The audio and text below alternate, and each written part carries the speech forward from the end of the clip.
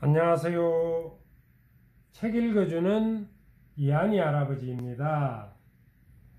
오늘도 박영란님께서 글을 쓰시고 김천정님 외에 몇 분이 그림을 그리신 맛있는 지구촌 옛날 이야기 한 편을 읽어드리겠습니다.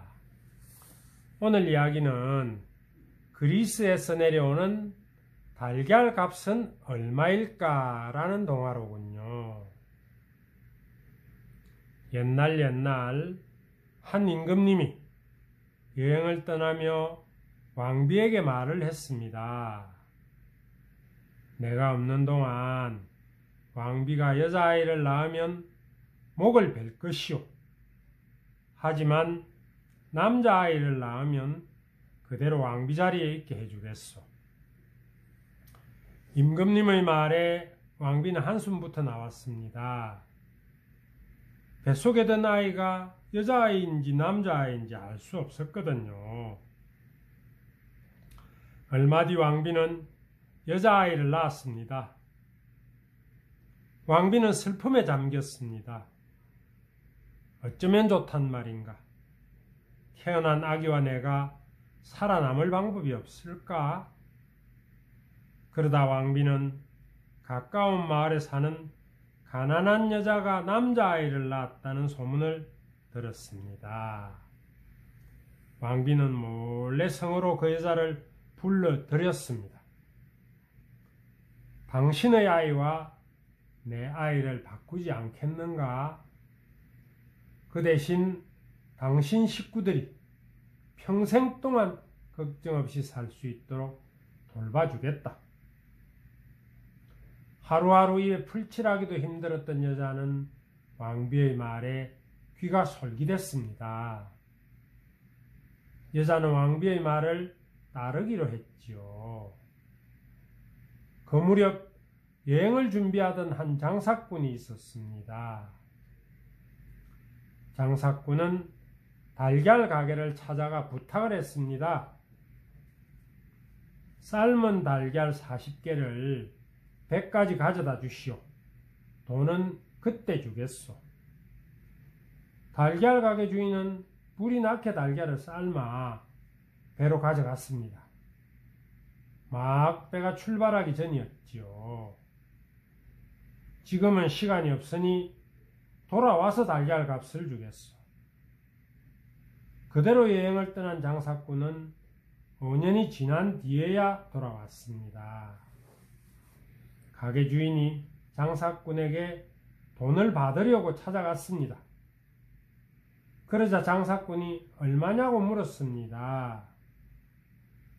당신이 가져간 달걀에서 5년 동안 몇 마리의 암탉이 나왔을지 생각해 보구려. 가게 주인의 말에 장사꾼은 어처구니가 없었습니다. 무슨 말이오? 나는 40개의 달걀 값을 치르면 되지 않소. 장사꾼 말에 가게 주인은 손사래를 쳤습니다. 5년이면 40개의 달걀에서 몇 마리의 병아리가 나오고 병아리가 커서 달걀을 낳고 또 그 달걀이 병아리를 낳고 다시 달걀이 나왔을 테니 그 값을 모두 치러달라는 말을 했습니다. 가게 주인의 설명을 들은 장사꾼은 얼굴이 불그락 했습니다. 이런 욕심쟁이 할망구 같으니 한 푼도 줄 수 없다. 장사꾼은 거칠게 말하며 할머니를 쫓아냈습니다. 할머니는 그 길로 임금님을 찾아가서 사정 이야기를 했습니다. 억울합니다, 임금님. 달걀 40개가 5년이 지나면 몇 개가 되는지 현명한 판단을 해주세요. 할머니의 말을 들은 임금님은 골똘히 생각했습니다. 하지만 아무리 생각해도 달걀 40개가 몇 마리의 병아리가 되는지, 그 병아리가 달걀 몇 개를 낳을 수 있는지, 또 그 달걀이 몇 마리의 병아리가 될지 계산할 수 없었습니다. 이 사건은 시간이 걸리겠구나. 내가 생각을 해볼 테니 두 사람은 싸우지 말고 기다려라. 임금님의 말에 장사꾼과 달걀 가게 할머니는 고개를 끄덕이며 돌아갔습니다. 임금님은 어떻게 해야 할지 계속 생각했지만 방법이 없었습니다. 그렇게 4년이라는 세월이 흘렀습니다. 그동안 가난한 여자의 딸은 예쁘게 자랐습니다. 때때로 성에 놀러와 왕자와 함께 놀기도 했지요. 두 아이는 임금님이 달걀값 때문에 골머리 썩는 모습을 보게 되었습니다. 어느 날 두 아이는 달걀값 치르기 놀이를 했습니다. 내가 임금을 할 테니 너는 할머니 해. 본디 공주로 태어난 여자아이가 말했습니다. 마침 임금님이 뜰을 지나다가 그 모습을 보았습니다. 당신은 장사꾼에게 달걀을 몇 개 주었지? 여자아이가 묻자 왕자가 대답했습니다. 40개를 주었지만 5년이 지나도록 그 값을 받지 못했습니다.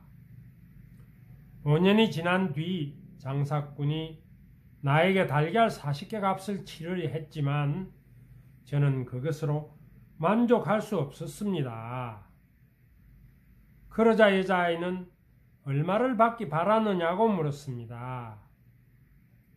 40개의 달걀에서 병아리가 나오고 병아리가 커서 달걀을 낳고 다시 병아리를 낳을 테니. 왕자가 머뭇거리며 말하자 여자아이가 왕자 말을 끊으며 말했습니다. 장사꾼이 달걀을 어떻게 가져오라고 했는가?